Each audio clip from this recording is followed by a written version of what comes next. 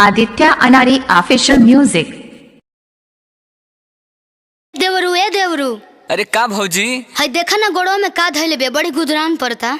देखल जा। अरे ये तो जोक हिया हो। का जोक?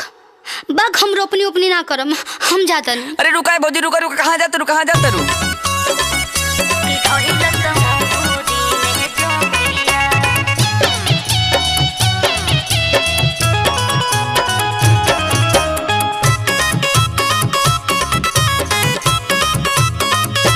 हमसे होई ना रोपनिया रोपबा दो देवरू, कि हमसे होई ना रोपनिया रोपबा दो देवरू, कि धइलो सुमुरी में जोखिया तनी छोड़ा दो देवरू, कि धइलो सुमुरी में जोखिया तनी छोड़ा दो देवरू, कि धइलो सुमुरी में जोखिया।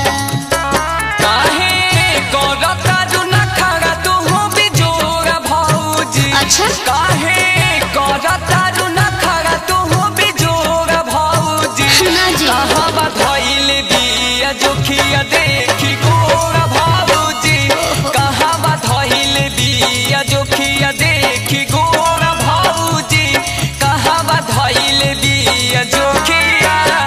अरे छोड़ी ना।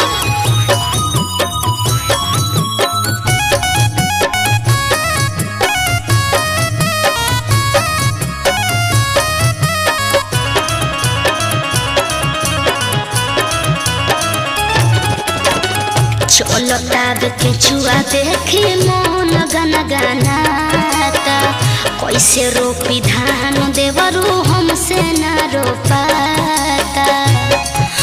हम जाते नहीं घर।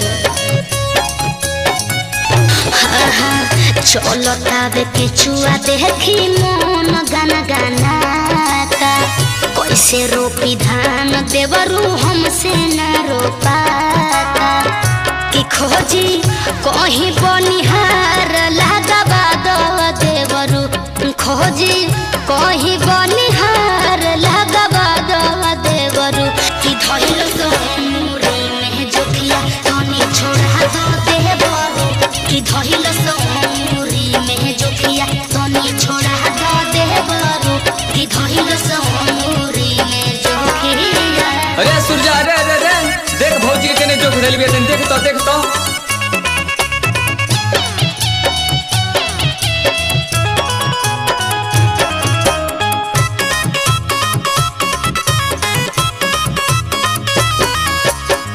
नई खेरू पहिया बोल कैसे रूपवाई।